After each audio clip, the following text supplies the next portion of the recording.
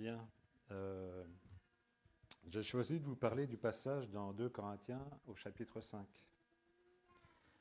En fait, quand je suis tombé sur ce passage, je n'ai pas tout saisi, donc j'ai eu besoin de l'approfondir. Donc je vais essayer de vous partager ce que j'ai compris, ce que ça m'a inspiré. C'est donc un passage de la deuxième lettre que l'apôtre Paul a écrit aux Corinthiens, habitants de Corinthe, en Grèce, c'était en l'an 56. Alors, 2 Corinthiens au chapitre 5, c'est après l'épître aux Romains, et je pense que ça va s'afficher à l'écran. Donc, 2 Corinthiens chapitre 5, du verset 1 à 10, dans la version Louis II.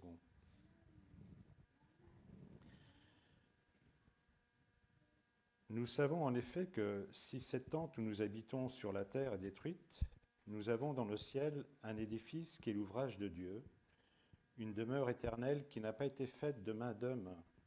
Aussi gémissons-nous dans cette tente, désirant revêtir notre domicile céleste, si du moins nous sommes trouvés vêtus et non pas nus.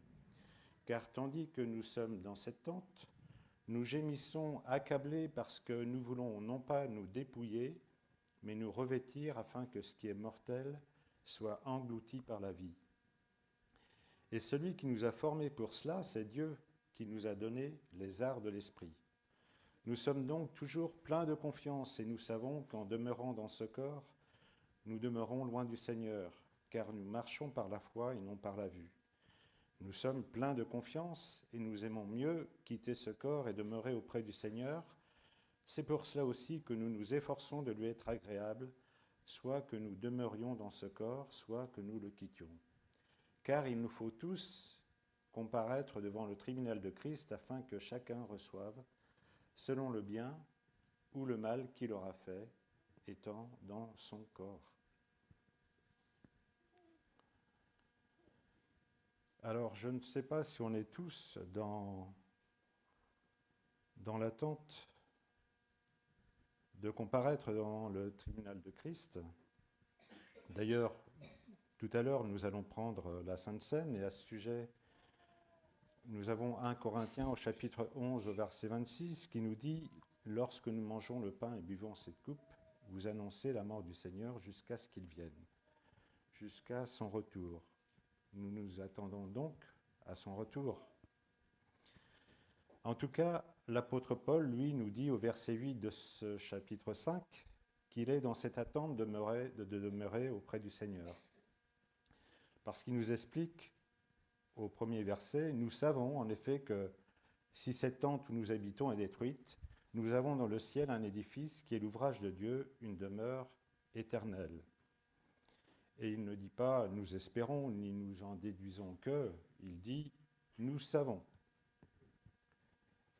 Nous savons que nous avons une demeure éternelle. Pour lui, c'est une certitude, c'est une réalité. Alors cette tente où nous habitons, dont parle l'apôtre Paul, représente notre corps actuel. L'apôtre Pierre aussi parle de son corps comme d'une tente dans sa deuxième lettre au chapitre 1 au verset 13. Une tente qui signifie une habitation temporaire dans laquelle nous n'habiterons pas éternellement. Si nous n'en sommes pas convaincus lorsqu'on a 20 ou 30 ans, lorsque nous dépassons les 60, on a cet avantage de ne plus se faire d'illusions sur le côté passager et temporaire de notre vie sur terre. Et Paul dit, dans cette tente, nous gémissons, désirant revêtir notre domicile céleste. Les gémissements dont parle Paul, ça évoque bien sûr les limites physiques et mentales de notre corps qui est destiné à la destruction. Il gémissait aussi d'impatience dans cette tente parce qu'il entrevoyait quelque chose de meilleur par rapport à cette nature mortelle et limitée. Quelque chose de meilleur qui ne peut arriver, selon lui, qu'avec le retour du Seigneur. Oui, parce qu'à cause du péché qui est entré dans ce monde, les choses ne sont jamais aussi bonnes que nous le voudrions sur cette terre. Et nous ne sommes jamais aussi bons que nous le voudrions. Dans Romains, au chapitre 7, au verset 19, Paul dit d'ailleurs, même de lui, Je ne fais pas le bien que je veux et je fais le mal que je ne veux pas. Oui, malgré nos efforts, nous nous décevons, nous regrettons certaines paroles, certains actes. Et plus loin, au verset 24, il dit également, toujours dans Romains 7, « Qui me délivrera de ce corps de mort ?» Et si l'espace d'un instant ou d'une période, nous avons l'impression de vivre un grand bonheur, souvent ça ne dure pas. Ça ne dure pas alors que l'homme a été créé à l'image de Dieu pour vivre éternellement. Dieu, depuis toujours, quand on y pense, a mis en nous la pensée de l'éternité. Ecclésiaste, au chapitre 3, au verset 11, nous dit « Il a implanté au tréfonds de l'être humain le sens de l'éternité. » Par conséquent, tout ce qui est limité dans le temps ne peut pas nous satisfaire. Quand Paul dit « nous gémissons », il pense aussi aux oppositions, aux persécutions pour servir Dieu en étant dans ce monde, alors qu'il aspire en même temps à la gloire éternelle dans le ciel qui l'attend en tant que disciple. Et on découvre en lisant le chapitre 11, plus loin de 2 Corinthiens, que Paul a été souvent en prison, il a reçu 5 fois 40 coups de bâton, il a été lapidé une fois, subi 3 naufrages. Il portait aussi son fardeau quotidien en ce qui concerne les églises qu'il suivait.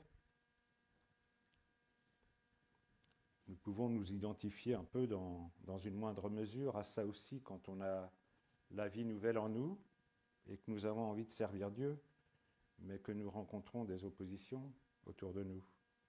Sachant que ce n'est rien, évidemment, par rapport à ce que vivent certains chrétiens persécutés. Donc, Paul aspire à être délivré de cette tente terrestre, il aspire à être revêtu de ce domicile qui est au ciel, une demeure qui n'a pas été faite de main d'homme, mais une demeure éternelle.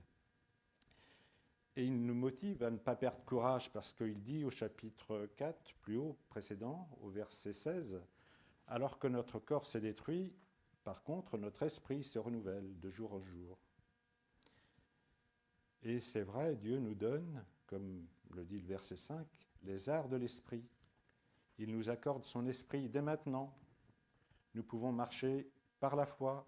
Il nous éclaire chaque jour dans notre quotidien par son esprit, comme un acompte des biens à venir quand on s'approche près de lui. Hébreux au chapitre 13, au verset 14, nous dit que dans ce monde voué à disparaître, nous n'avons pas de cité permanente, c'est la cité à venir que nous recherchons. Donc on peut avoir cette espérance, ou plutôt cette assurance de Paul. Donc c'est merveilleux. Mais Paul ajoute au verset 3 une condition, « Si du moins nous sommes trouvés vêtus et non pas nus. » Alors, la nudité, le terme de la nudité, ça nous ramène au début de la Genèse, au chapitre 3, au verset 7, avec Adam et Ève. On peut lire « Les yeux de l'un et l'autre s'ouvrirent, ils connurent qu'ils étaient nus. » C'est lorsque Adam et Ève ont désobéi, c'est lorsqu'ils se sont rebellés qu'ils ont réalisé qu'ils étaient nus. Cette nudité d'Adam et Ève a provoqué dans leur vie la honte et la peur de Dieu. Et le verset 7 de ce chapitre 3 dans la Genèse nous dit « Ils se sont cousus des feuilles de figuier, ils s'en firent des ceintures pour cacher leur nudité. » Tout comme on pourrait nous-mêmes essayer de cacher ou de corriger nos erreurs, notre honte, nos égarements, par nous-mêmes pour sauver la situation ou notre réputation. Mais on lit au verset 21, toujours dans Genèse au chapitre 3, que l'Éternel dit à Adam, fit à Adam et à sa femme des vêtements de peau pour les habiller. C'est-à-dire qu'ils ont été revêtus au final d'un vêtement de peau fourni par Dieu lui-même.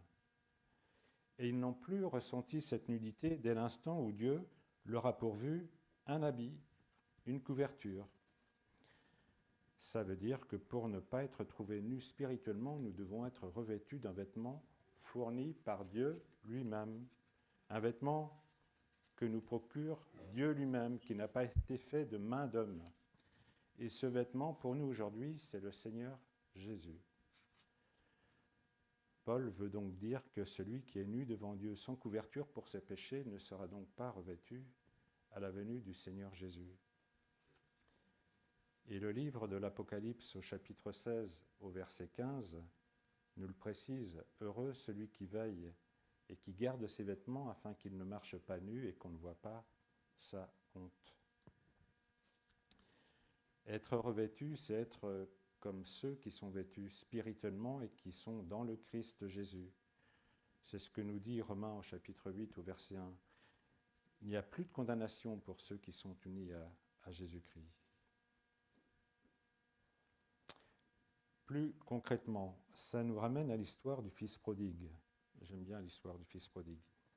Dans Luc au chapitre 15, lorsque le Fils revient vers son Père, avec ses loques, ses vêtements de ce monde,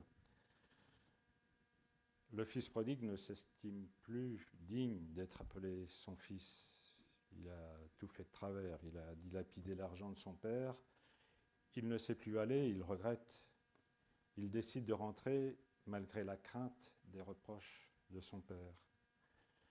Mais son père n'est pas un homme ordinaire, cet homme représente Dieu lui-même.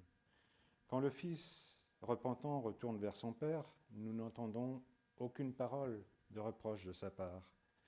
À la place, il lui donne la meilleure robe, un anneau et des chaussures pour ses pieds. Voilà ce qu'on appelle la grâce, une chose que nous obtenons alors que nous ne la méritons pas. Et le père ordonne qu'on lui enfile la plus belle robe, la robe blanche en fait, de son fils mort, de son Fils Jésus mort et ressuscité qui couvre nos fautes, nos péchés, parce que nous revenons à notre Père avec un cœur sincère et repentant. Et ce vêtement, Dieu seul peut le donner. Il l'a donné à travers son Fils, mort sur la croix, où son sang a coulé pour nous laver et nous purifier de nos péchés. Parce que Paul parle dans Philippiens au chapitre 3, au verset 21, de notre corps misérable, du corps de notre humiliation que Jésus transformera en le rendant semblable au corps de sa gloire. Oui, Dieu ne se contentera pas de nous avoir avec ce corps imparfait auprès de lui dans le ciel, avec ce corps mortel dont il parle au verset 4. Notre corps actuel, avec des traces de péché, n'est pas celui avec lequel nous pouvons passer l'éternité avec le Dieu saint, le Dieu sans tache, parfait, dans son amour, sa puissance, sa sagesse, sa justice. Moi aussi, j'ai chanté la chanson de Michel Polnareff des années 70, « On ira tous au paradis ». On ira tous au paradis. Mais c'est faux. Et Paul dit au verset 4, « Nous voulons non pas nous dévêtir, mais nous revêtir de Jésus afin que ce qui est mortel soit absorbé par la vie, englouti par la vie. » Il y a un autre passage dans Matthieu au chapitre 22 du verset 10 à 13 qui est aussi une bonne illustration sur la nécessité d'être retrouvé vêtu. Jésus nous parle à travers la parabole des noces d'un roi qui célèbre des noces pour son fils. Je lis Matthieu 22 de 10 à 13. Ses serviteurs allèrent dans les chemins, rassemblèrent tous ceux qu'ils trouvèrent, méchants et bons, et la salle des noces fut pleine de convives. Le roi entra pour voir ceux qui étaient à table, et il aperçut là un homme qui n'avait pas revêtu un habit de noces. Il lui dit, « Mais mon ami, comment es-tu entré ici sans avoir un habit de noces ?» Cet homme eut la bouche fermée. Alors, le roi dit au serviteur, « Liez-lui les pieds et les mains et jetez-le dans les ténèbres du dehors, où il y aura des pleurs et des grincements de dents. » Oui, nous avons besoin d'être revêtus du vêtement des noces afin d'être admis au banquet. Plus précisément, nous avons besoin d'être revêtus du vêtement des noces de l'agneau de Jésus, sinon nous serons rejetés dans les ténèbres. Que faut-il faire pour cela?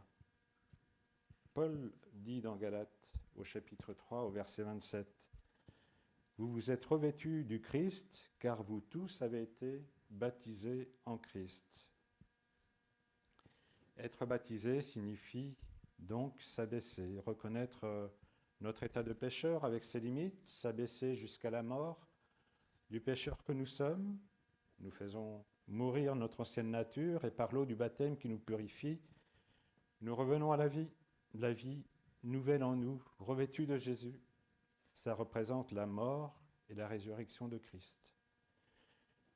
Nous le vivons par la foi, l'engagement et la conversion.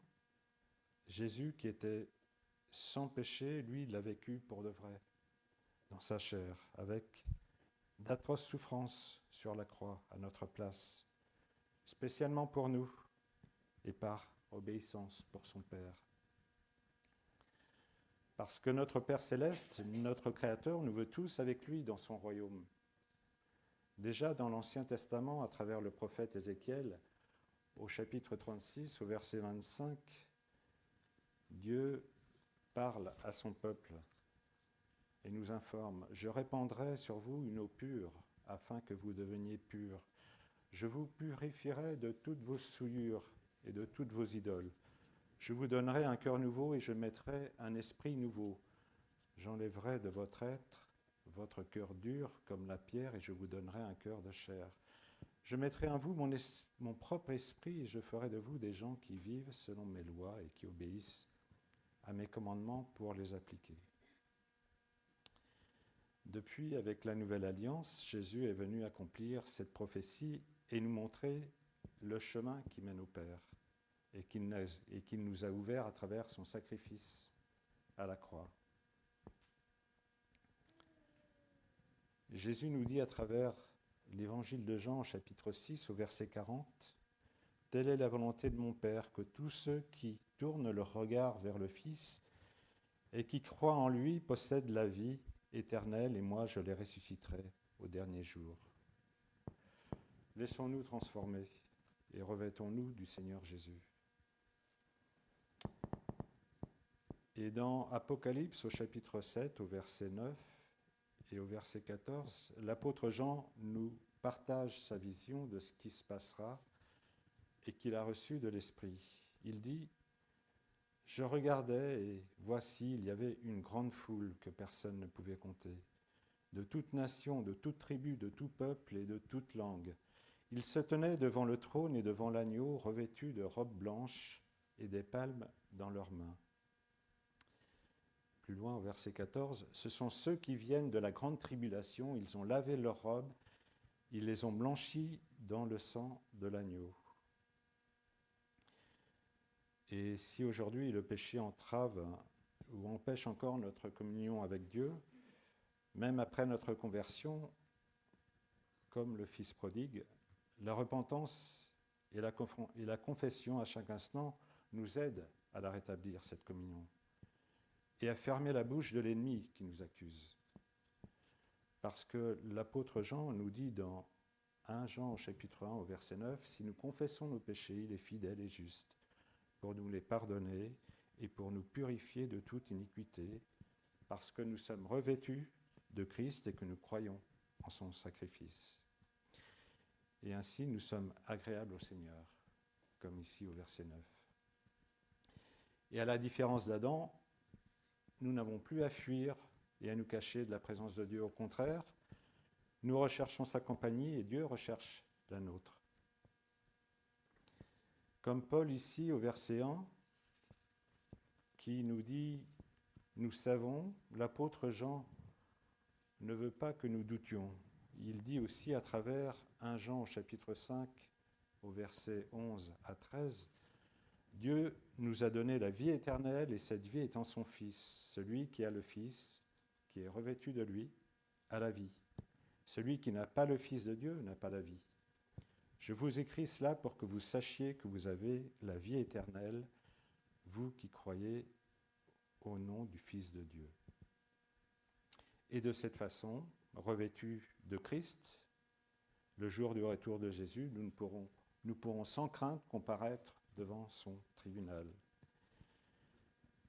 Et nous désirons le retour de Jésus pour que la mort soit engloutie par la vie. Amen.